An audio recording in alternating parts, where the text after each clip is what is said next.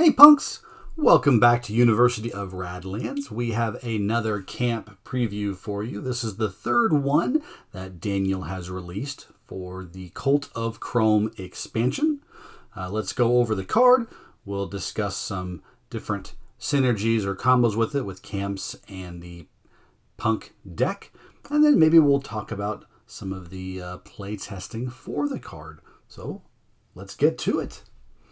All right, so the card that Daniel released today for his preview is called Power Plant. And I really like the art on this. The skull there on the front. I like it a lot. And the broken glass just really pops. I like it a lot. You get one card to start the game with at the beginning of the game. And then for one water, all your other camps and undamaged people become ready. So essentially kind of what that means is after you've used a camp or a person, or when you first play a person to the board, they're not ready to go. But this camp for one water allows you to remove those unready tokens from your cards and either use abilities a second time or use abilities on people the turn they're played. So let's see what camps I think would go well with this. So general strategies or tips, I would say you're looking for cards or abilities that are cheap. That way you're able to actually afford to use them multiple turns. And ideally you'd have ways to generate extra water or already have the water silo in your hand. That way you can use more of the abilities to start, ready them, and have a few more abilities that you can use. So some general abilities on camps that would be pretty ideal to be able to use twice. Again, we're looking for stuff that's not too expensive. We have a garage, for one water. You launch the garage, one water, ready your garage, one water, advance it, the garage. Omen Clock is another cheap way to advance your events. Maybe you've played a bombardment the turn before. It moves up to 2. Omen Clock, you can advance it for 1. Use your power plant for 1 to ready your Omen Clock. Spend 1 water on your Omen Clock again. And now your bombardment has resolved in 2 turns instead of the 3 or 4 turns that it takes to resolve. Labor Camp, 0 water. So that's a great one. Destroy a person, ready something. This is an ability that you can use twice at no cost to you except destroying your people. So same for Mulcher there. Destroy a person, draw a card. Really great. And a couple other ones that might be a little harder to pull off. You might need a little more water to do. Transplant Lab or Nest of Spies. You have to play 2 people. So maybe a Vanguard might help cheat that 2 people coming out. But you get a really cheap restore. So maybe you can restore a couple things during the turn. You get a really cheap damage. So these are good camps, I would say, that synergize pretty well. Some of my favorite camps that I think work awesome with Power Plant would be, Scud Launcher. Cheap damage. 1 water. Some psychological damage as well. So your opponent damages something of their choice. 1 water to do that. 1 water. Let's do it again. Hey, pick something else to damage or damage the same thing. Watchtower would be really good. Especially if your raiders resolved. So when they resolve that turn, a 1 water damage. Ready this camp, you get another 1 water damage. That's really good. Blood Bank is probably really, really good with this. So it's 0 water. Destroy a person and then gain a water.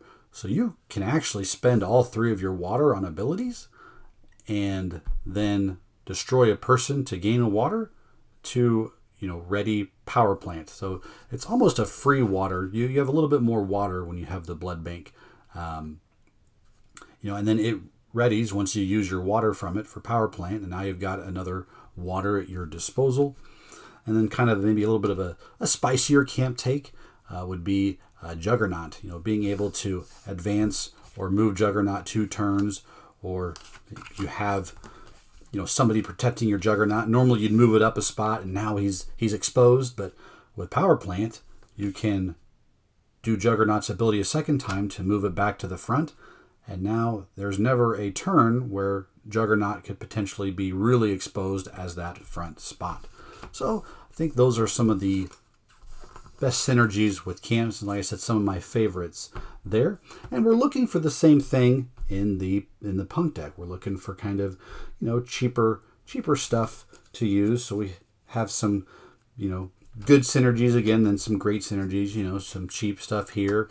Rebel Rouser, you could get a few punks out. If you're playing against the card we showed off yesterday in Bounty Office, this would be a cheap way to make sure you have punks on your side of the board. You get a couple for the turn, or gain a punk, ready Rabble Rouser, and then deal a damage. That would be a pretty good combo.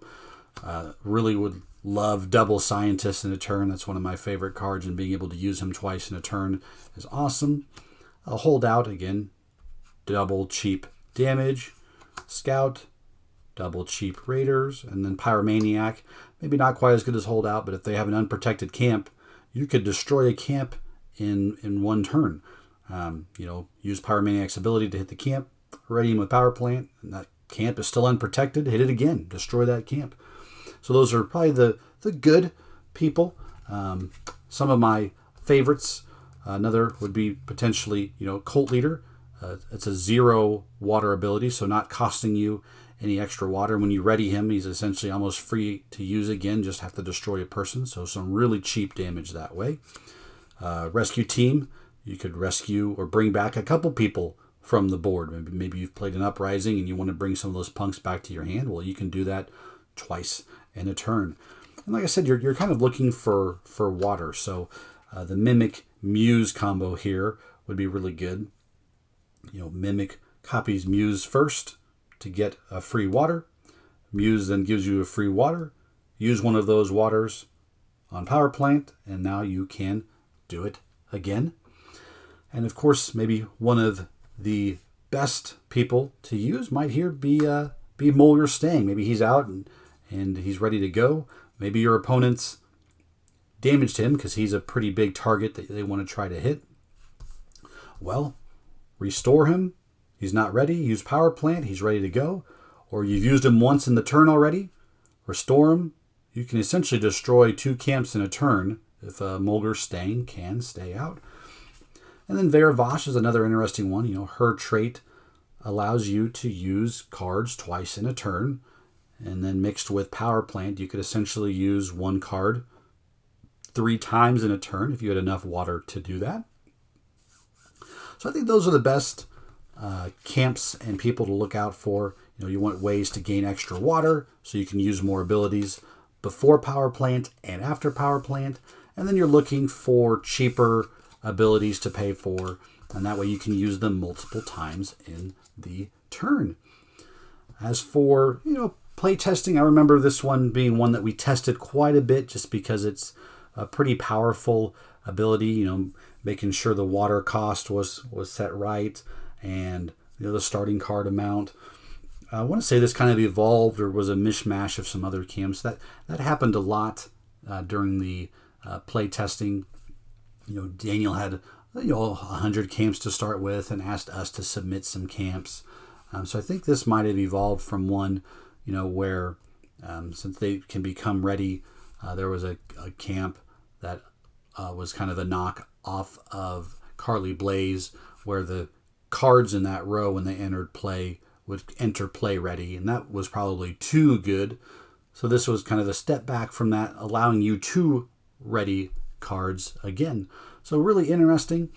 There for a while, kind of another fun take about the just the theme of the game. We weren't sure what theme maybe Roxley or Daniel were wanting to use, and so they at one point were discussing maybe even like a Mad Max Western kind of mashup, which is where Bounty Office or Wanted poster maybe kind of helped come to life from. That was in old-timey Westerns. And as you can see here, maybe, I don't know if this was intentional or not, but seeing the cow skull here also kind of reminds me of a little bit of a Western kind of theme. So again, I don't know if that was on purpose, but that's another kind of reason why I like the art. It just reminds me of that playtesting experience. So, well, punks, let me know what you think. Do you like kind of the format of the videos so far? Maybe talking about the card combos and then playtesting. Should we change that up a little bit? What do you think of Power Plant? Is this a card you're interested in? Not interested? Let me know below. I'd really appreciate it and would love to hear your thoughts and have a discussion about it. And as always, stay thirsty, punks.